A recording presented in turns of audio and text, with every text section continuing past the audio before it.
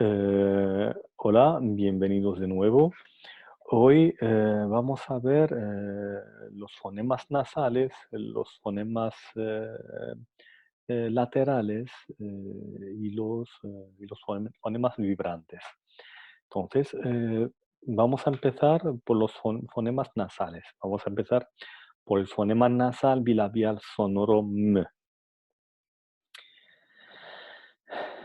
Ortográficamente está representado siempre por M. Entonces, la representación ortográfica del fonema M es la letra M. Entonces, la única representación ortográfica es M. Se escribe solamente con la letra M, como mamá, mente, ambos, etc. El fonema M es un fonema nasal bilabial sonoro. Entonces, no es un fonema oral, es un fonema nasal. ¿Por qué decimos nasal? Porque el aire sale de la nariz, ¿no? Entonces, por ejemplo, en B, M, en otros fonemas, el aire sale de la boca, pero cuando hablamos del fonema M es nasal porque el aire sale de la nariz, de la cavidad nasal. Es bilabial porque en su pronunciación solamente participan el labio inferior y el labio superior. Y es sonoro porque a la hora de pronunciarlo, la vibración de las cuerdas vocales ocurre antes de la pronunciación. Pues entonces, antes de pronunciar el sonido M, entonces las cuerdas vocales ya empiezan a vibrar. Bueno, eso que acabo de decir es una consonante nasal, lo que supone que el paso del aire está cerrado a través de la cavidad oral y el velo del paladar está abierto durante su producción, de modo que el aire sale por la nariz, resonando tanto en la cavidad nasal como en la bucal. Su punto de articulación es bilabial y en su producción vibran las cuerdas vocales y tiene sonoridad. Entonces, es lo que acabo de decir. Entonces, es lo que he dicho. Los labios se cierran por completo y el aire, en vez de salir por la boca, sale por la nariz. Sale de la nariz.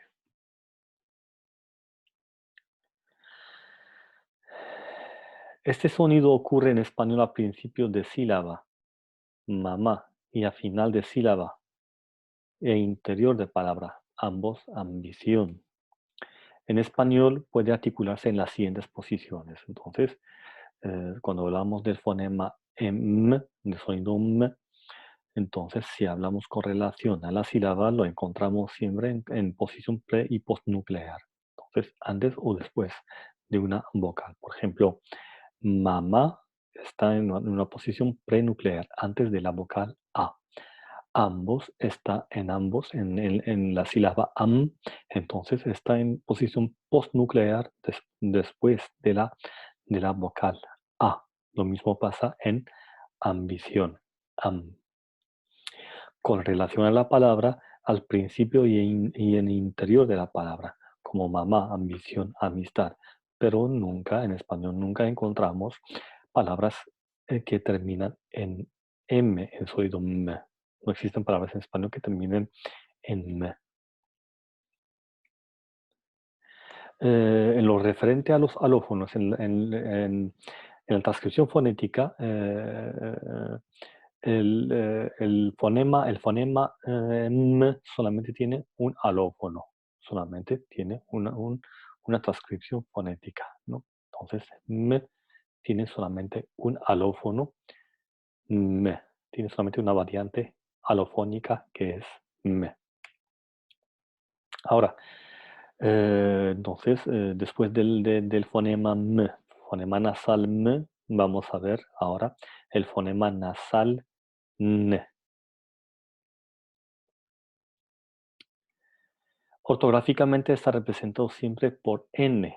Entonces, a la hora de escribir el sonido N, solamente tenemos una letra, una grafía que es la letra N, como nene, mente, antes, etcétera. El fonema N es un fonema nasal, alveolar, sonoro. Entonces es fonema nasal, eso que acabo de explicar cuando hablaba del fonema M, es fonema nasal porque el aire sale de la nariz, ¿no? Entonces sale de la cavidad nasal. En vez de salir por la cavidad bucal, sale por la cavidad nasal. Es alveolar porque el punto de articulación, la lengua, ¿no? La punta de la lengua, el ápice de la lengua toca en la zona alveolar. La zona alveolar es la zona que está justo después de los dientes. Y es sonoro también porque la vibración de las cuerdas vocales ocurre antes de pronunciar, antes de hablar. En cuanto al punto de articulación es alveolar, pues para su producción la punta de la lengua toca la zona alveolar.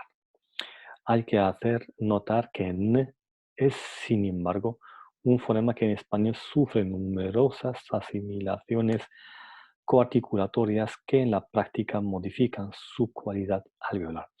Entonces, eso quiere decir que N, en comparación con otros fonemas del español, es el que más sufre asimilaciones coarticulatorias. Entonces, es que en comparación con otros alófonos, es que es el que más tiene, más variantes alofónicas tiene, porque a menudo se ve afectado por los sonidos que le rodean, ¿no? Siempre, bueno, no siempre, pero muchísimas veces eh, se ve afectado por las coarticulaciones. Entonces, lo que he dicho, la punta de la lengua, el ápice de la lengua toca en la zona alveolar. Esta es la zona alveolar. En cuanto al modo de articulación, N es una consonante nasal, lo que supone que el velo del paladar, al estar abierto, permite la salida del aire por la nariz, y así resuena en la cavidad nasal. Finalmente, el fonema N es sonoro. Durante su producción vibran las cuerdas vocales. Entonces, es lo que he explicado antes. La distribución de fonema N y grupos consonánticos. En español, N puede articularse en las siguientes posiciones. Entonces, cuando hablamos del fonema N en relación con la sílaba, lo encontramos en posición pre y postnuclear de la sílaba, como nene, en ne. Entonces, aquí está en posición prenuclear antes de la vocal E, ¿no? Aquí también. Antes, en la sílaba an está en posición postnuclear porque viene después de la vocal A.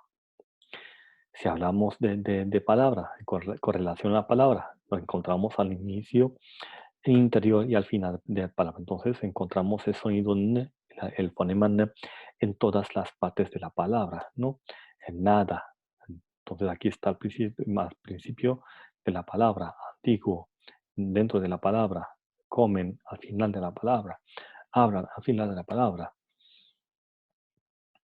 A pesar de caracterizarse como fonema alveolar, sin embargo presenta numerosos alófonos en posición final de sílaba. Entonces, lo que he dicho antes, a pesar de que es un fonema alveolar, vamos a ver que sufre muchas asimilaciones coarticulatorias, lo que quiere decir que el punto de articulación va a variar mucho, depende de los sonidos que le siguen. Esos alófonos pues, son resultado de su asimilación, bueno, es lo que acabo de decir. En español, tales fonemas asimilatorios ocurren tanto en el interior de la palabra como a través de fronteras de palabras, siempre que éstas se pronuncien seguidas sin hacer pausa entre ellas. Entonces, la coarticulación no solamente ocurre dentro de la palabra, sino que puede ocurrir entre dos palabras. Por ejemplo, decir, por ejemplo, un coche. Entonces, un coche entre un y coche no hay pausa, entonces se transcriben como una sola palabra. Y vamos a ver lo que ahora mismo que va a verse afectado el sonido N por el sonido K de coche. Bueno, vamos a ver cuándo. Bueno, vamos a ver los diferentes alófonos de N y cuándo, en qué momento elegir uno u otro. Por ejemplo, tenemos aquí un chalet. Un chalet, a pesar de que son dos palabras, se pronuncian como una, porque no hay pausa entre ellos. Como hemos apuntado, abundantes fenómenos de asimilación regresiva dan lugar a una realización alofónica de N bastante variada. Entonces, habíamos explicado lo que significa asimilación regresiva y asimilación no progresiva. En el caso del sonido N, siempre se da el caso de asimilación regresiva. ¿Por qué? Porque el sonido que viene después de N es el que afecta N que está antes. Entonces, tenemos una asimilación regresiva, ¿no? El sonido que viene después afecta al sonido que viene antes. En el gráfico y en los párrafos que siguen se muestran los diversos ajustes que N sufre en su punto de articulación. Entonces, vamos a ver los diferentes casos de N, los diferentes alófonos de N, cuando y cuando se dan.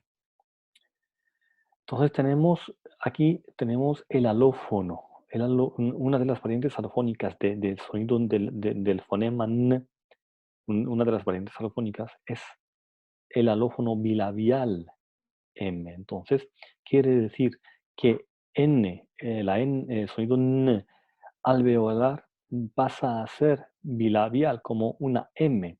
Entonces, la transcripción es esta, una M que tiene una cola al principio. Entonces, ¿cuándo se da este caso? Cuando el sonido N, el fonema N, viene seguido por un sonido bilabial. Por ejemplo, por B y P. Entonces tenemos sonidos bilabiales B y P. Cuando N viene antes, entonces se pronuncia como N, como M. Por ejemplo, en envidiar, entonces B es un sonido bilabial, ¿no? Afecta al sonido N que está antes, ¿no? Entonces, al pronunciar envidiar, no pronunciamos el sonido N, no decimos envidiar, decimos envidiar. Entonces, el sonido bilabial B ha afectado el sonido que viene antes, ha afectado el fonema N. Entonces, y pasa a ser un alófono bilabial, ¿no? Y se transcribe así. Invitación, lo mismo. Invitación. No decimos invitación, decimos invitación. Entonces el sonido N pasa a ser bilabial, pasa a pronunciarse como una M, ¿no? Esta característica fonética dio lugar históricamente a la regla ortográfica por la que el fonema N aparece siempre ortográficamente como M en palabras escritas con B o P, ambición, imperio y emperador. La pérdida de la distinción entre B y B tuvo lugar más tarde, por lo que en castellano N delante de V permaneció ortográficamente escrita como N, enviar, convivir y invitar. Pero resumiendo, que cuando tenemos una palabra escrita con N, con sonido N, que viene seguida por un sonido bilabial, entonces el sonido N pasa a ser también bilabial. Entonces se ve afectado por el sonido que viene después y pasa a transcribirse fonéticamente como una M que tiene una cola al principio. Eh, También N seguida de consonante bilabial M adopta un punto de articulación bilabial. Entonces, Es lo mismo cuando tenemos, vuelvo a repetir, cuando tenemos el sonido n seguido por un sonido bilabial, entonces el sonido n también pasa a ser bilabial. Nosotros no decimos inmediato, decimos inmediato. Entonces, la M ha afectado a la N alveolar y pasa a ser un sonido N bilabial. En el habla cuidada estándar suele mantenerse la articulación alveolar N en palabras como inmediato, inmortal, conmensurable, conmiseración. Esta ausencia de asimilación puede explicarse en base a la conciencia etimológica del hablante culto, que es consciente de los elementos preposicionales latinos in, cum, presentes en estas palabras. En habla menos culta se llega incluso a una completa reducción o desaparición del sonido n inmediato. Entonces, después de ver el fonema, el alófono bilabial n, vamos a ver ahora el alófono labiodental m, n. Entonces, si en el fonema bilabial, el que acabamos de ver, n, el sonido n se ve afectado por los sonidos bilabiales que vienen después, ¿no? En el fonema bilabial n se ve afectado por el sonido f que viene después, ¿no? Entonces, cuando tenemos una palabra que contiene el sonido n seguido por un labio dental f, entonces también pasa a ser una n, un sonido n labio dental, ¿no? Por ejemplo, en enfermo, enfermo, vamos a notar que en el momento de pronunciar n, la pronunciamos labiodental, en, enfermo, infante, ánfora. No decimos enfermo, decimos enfermo, ¿no? Entonces el sonido labiodental f ha afectado el sonido n que viene antes. Entonces el sonido n pasa de ser un sonido alveolar a ser un sonido n labiodental y se transcribe así, como una cola, como una M que tiene una cola al final. El alófono dental n. Entonces, el sonido n, cuando viene seguido por un sonido dental, t o d, pasa a ser también una n dental. Es lo mismo, es la misma regla que hemos visto antes. Entonces, cuando en una palabra encontramos un sonido n seguido por un sonido dental, entonces también pasa a ser dental, ¿no? Por ejemplo, en anda, anda, anda, ¿no? Entonces, n pasa de ser alveolar a ser una n dental, anda. A la hora de pronunciar n, vamos a notar que la lengua está tocando los dientes, ¿no? Anda, indio, antes, antes. El alófono interdental n. Entonces, el sonido n, la variante alofónica de n, eh, es interdental cuando viene seguida por un sonido interdental, ¿no? Y el único sonido interdental en español es el sonido f, ¿no? Entonces, cuando un sonido n viene seguido por un sonido interdental f, entonces también pasa a ser una n interdental, ¿no? Por ejemplo, si pronunciamos solamente n, vamos a ver que la lengua toca en la zona alveolar, ¿no? N. Pero si pronunciamos incipiente, vamos a notar que en el momento de pronunciar n, la lengua está entre los dientes, es interdental, porque se ha visto afectada por la f, por el sonido f que viene después. El alófono palatal. El alófono palatal de N. Entonces, una N seguida de consonante palatal, ch o y. Entonces, la zona palatal es la zona que está después de la zona alveolar, ¿no? Entonces, está justo en el medio de la boca, ¿no? De la parte fija de la boca. Che, ¿no? Entonces, cuando un sonido N viene seguido por che o y, entonces pasa de ser un sonido alveolar a un sonido, a un alófono palatal. Por ejemplo, si pronunciamos ancho, ancho, entonces vamos a notar que N pasa a ser una N, un alófono palatal, ¿no? Ancho. ¿Por qué? Porque tiene un punto de articulación, una coarticulación con ch, ancho, inyectar, inyección. Entonces, aquí el sonido N se ha visto afectado por el sonido palatal ch y y que le sigue. El alófono velar N, N.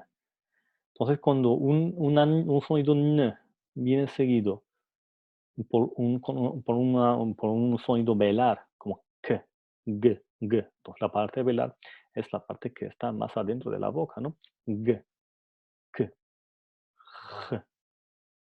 Entonces, cuando una N viene seguida por un sonido alveolar, entonces velar también pasa a ser una N velar. Si pronunciamos ancla, entonces vamos a notar que a la hora de pronunciar N, el punto de articulación está en la parte velar, muy adentro. Ancla, ancla. Hincar, eh, enjuagar, enjuagar, ¿no? Entonces, la transcripción es esta, una N que tiene una cola, un tipo de cola al final. Entonces, nos queda el alófono N. Entonces, en las demás posiciones que nos quedan, la transcripción fonética de sonido N es N. Entonces conserva la articulación alveolar cuando va seguida de las consonantes alveolares S, R y L, mensual, heredar y un lugar. Aquí tenemos un esquema, tenemos el fonema N, ¿no? Entonces, y sus variantes alofónicas. La N, la bilabial, M, la labiodental, F, por ejemplo, la dental, cuando viene seguida por un sonido dental, ¿no? La N interdental, cuando viene seguida por un sonido interdental. La navelar, ¿no? La palatal, ¿no? Cuando viene seguida por un sonido palatal. Y la velar, cuando viene seguida por un sonido velar.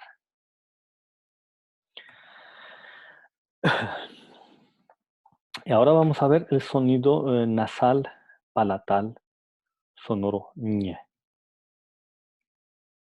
Ortográficamente está representado siempre por ñ. Ñe solamente tiene una letra que le representa, que es la letra ñ, ¿no? Como niño, ñeque, año.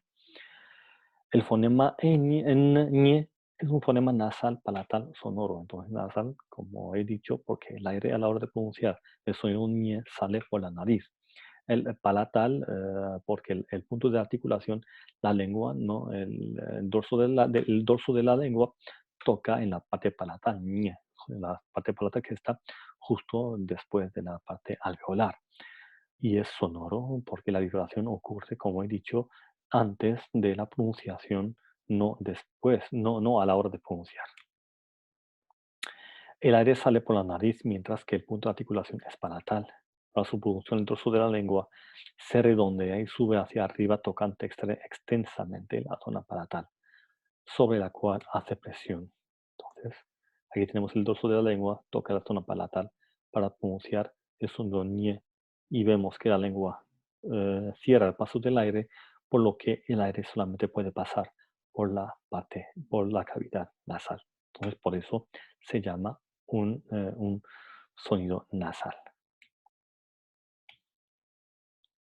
En español puede articularse en las siguientes posiciones. En relación a la sílaba, solamente podemos encontrar el sonido ñe en posición prenuclear antes de una vocal. Nunca encontramos el sonido ñe en posición postnuclear después de la vocal.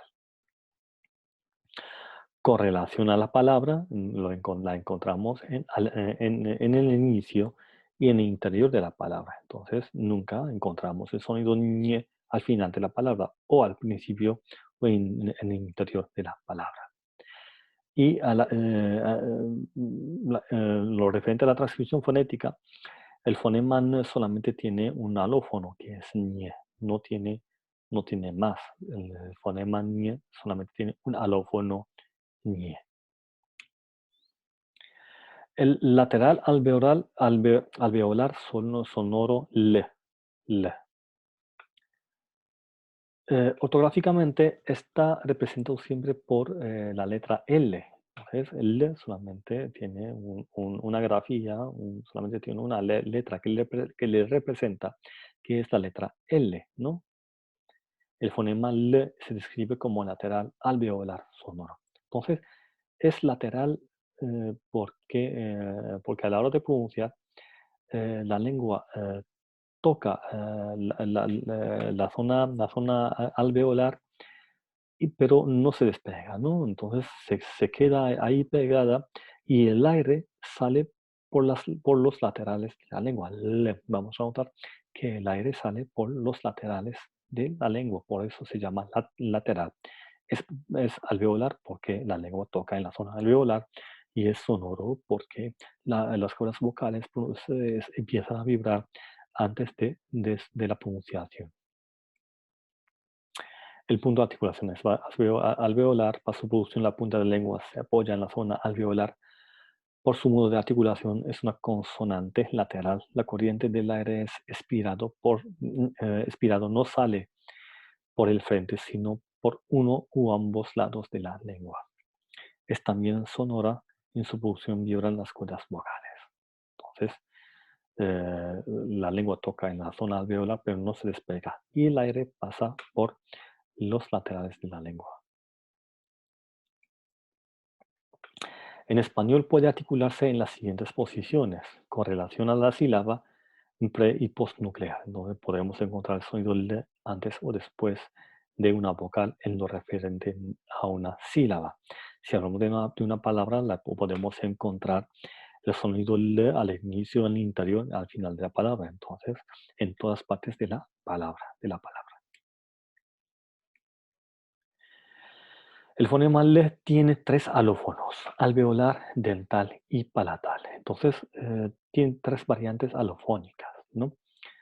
La realización alveolar del L en posición final de sílaba es la más frecuente cuando va seguida de otras consonantes. Entonces, cuando el sonido L está en posición final de una sílaba, ¿no? Entonces, está en posición postnuclear, ¿no?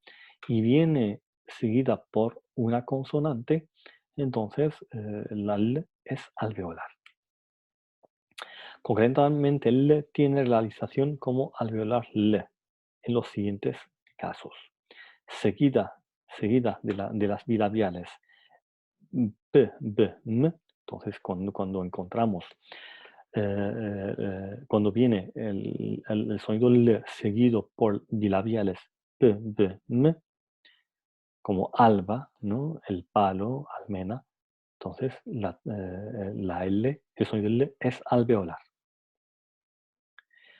Cuando viene seguida por una fricativa dental, por F, entonces alfalfa, vamos a notar al pronunciar la palabra alfalfa, entonces la L es alveolar, entonces no sufre cambios. Seguida por alveolares S, N y R. Insulso, el noveno, ¿no? Aquí, el noveno, que son 2 palabras, pero como no hay pausa, se pronuncian como una. El noveno, el rico, entonces eh, como viene seguida por sonidos alveolares, entonces también se queda como sonido alveolar.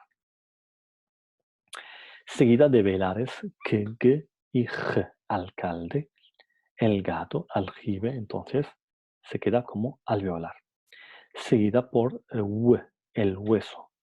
Entonces, resumiendo, cuando el sonido alveolar L viene seguido por P, B, M, por F, por C, N, R, por G, K y G, se queda, y por W, entonces la L, el sonido L no sufre cambios, se queda como es un sonido alveolar. Al principio de la sílaba también, cuando el sonido L está al principio de la sílaba, cuando está o está en una posición, en una situación inicial absoluta, también que no sufre cambios, se queda como una L, como L alveolar. Y también si termina en situación final de la palabra, también no sufre cambios. Ahora bien, cuando el sonido L sufre cambios, cuando sufre una asimilación, es cuando, en los casos que vamos a ver. L seguida de consonante dental. Cuando el fonema L viene seguido por una dental, T o D, entonces pasa a ser un sonido alveolar a ser un sonido dental, ¿no? El dedo, aldea, alta. Entonces pasa a ser un sonido dental. En su articulación, la punta de la lengua se apoya en la parte de atrás de los incisivos superiores. L seguido de consonante alveopalatal, ch, adopta un punto de articulación alveopalatal, el colchón, el ñoño. Entonces, resumiendo, eh, el sonido L, que es originariamente un sonido alveolar, sufre cambios, sufre asimilación coarticulatoria cuando uno viene seguido por un sonido dental, T o T, porque, también se va afectado por ese sonido y pasa a ser un sonido, una L dental. Por ejemplo, si decimos aldea, entonces vamos a ver que a la hora de pronunciar el sonido L, los dientes tocan, la lengua toca en los dientes, ¿no? Entonces pasa de ser un sonido alveolar a ser un sonido dental. Y también cuando viene seguido por una alveopalatal ch, ¿no? Entonces, cuando L viene seguida por una alveopalatal ch, entonces, por el colchón, el sonido L pasa de ser un sonido alveolar a ser un sonido alveopalatal. Entonces, tenemos el fonema L, que tienen tres variantes afónicas, tienes tres alófonos, la L alveolar, el sonido L dental y el sonido L alveopalatal. Entonces la transcripción del sonido L dental es como una L que tiene un diente debajo del sonido de la L, ¿no? Y el sonido alveopalatal es una L que tiene una cola al final. Los vibrantes alveolares sonoros, R y R, R y R. Ortográficamente están representados por R simple, eh, como caro, por R doble, R como carro. Los fonemas R y R son fonemas vibrantes alveolares sonoros. Entonces, vibrantes, ¿por qué vibran? Porque la lengua a la hora de pronunciar esos fonemas empieza a vibrar. Alveolares porque a la hora de vibrar toca en la zona alveolar y sonoros porque las cuerdas vocales vibran antes de la pronunciación.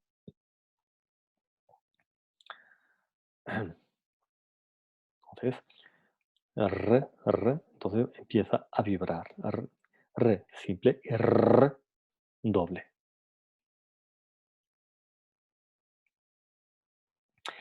Sin embargo, estos sonidos, dos sonidos son fonemas, ¿no? Entonces, si son fonemas, hemos dicho que un fonema es un sonido que tiene una carga semántica.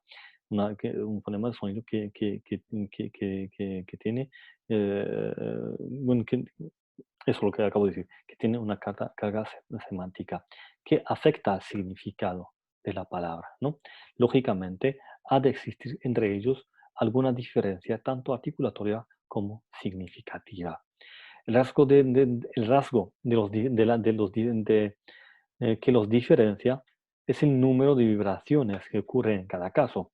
La articulación de re, la lengua vibra una sola vez, es una vibrante simple, mientras que r se articula mediante una sucesión de vibración, es una vibrante múltiple. Entonces, es un fonema, es un sonido que tiene una carga semántica. Lo que les diferencia es el grado de vibración de cada uno. La r normal es una vibrante simple y la r es una vibrante múltiple. Sin embargo, como veremos, las pronunciaciones de r y r no son contrastivas en todas posiciones. Entonces, no son opuestas en todas, contrastivas, quiere decir opuestas. Entonces, no son contrastivas en todas las posiciones y por ello hemos decidido tratar estos dos fonemas de forma simultánea. Entre vocales R y simple y R múltiple contrastan fonológicamente, ¿no? Entonces, son fonemas, lo que acabo de decir, son sonidos que tienen una carga semántica, ¿no? Que afectan el significado de la palabra. Es diferente pues, decir caro que decir carro, ¿no? Carro es una cosa y carro es otra. No es lo mismo decir perro que decir perro, ¿no? Entonces, afectan al significado. En todas las demás posiciones, en cambio, no existe contraste fonológico. R y R que aparecen comportarse más bien como alófonos de un mismo fonema, ¿no? Mismo fonema. Entonces, me repito, eh, R simple y R múltiple son fonemas que afectan al significado, especialmente cuando están entre vocales, cuando están en posición intervocálica, ¿no? Entonces, especialmente cuando están en posición intervocálica, afectan al significado. En todas las demás posiciones, pues no existe gran diferencia y a veces hasta llegan a parecerse un mismo fonema. Uno, a comienzo de palabra. Entonces, vamos a ver cuándo utilizar uno u otro alófono. Al comienzo de palabra, o tras n, l y s, el fonema r se pronuncia como una r, como un alófono múltiple, de vibración múltiple, ¿no?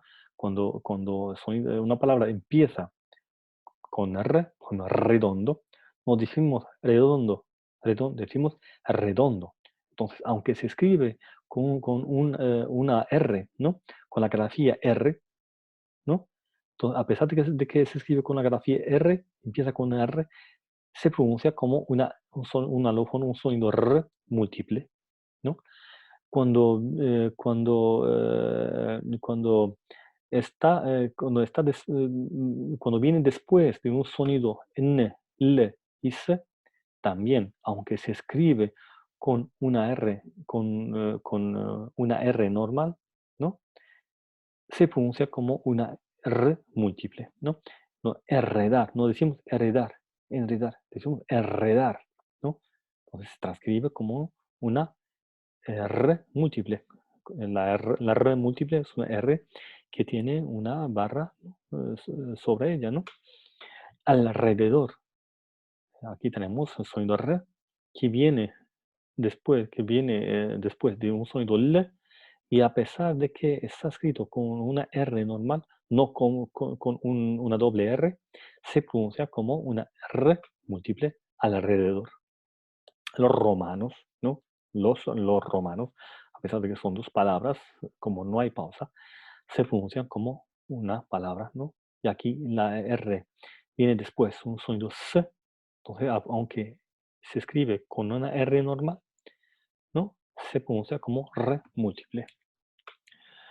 En posición final de sílaba, arma, y final de sílaba, final, amar. La pronunciación de R es muy variable. Puede articularse como una R simple o puede aparecer la vibrante múltiple R, pues puede ser parcialmente o totalmente sonora, ¿no? Entonces, cuando está en posición final de una sílaba o está en posición final de palabra, tenemos la R y la R múltiple está en variación libre. Entonces, podemos pronunciar una u otra sin que afecte al significado.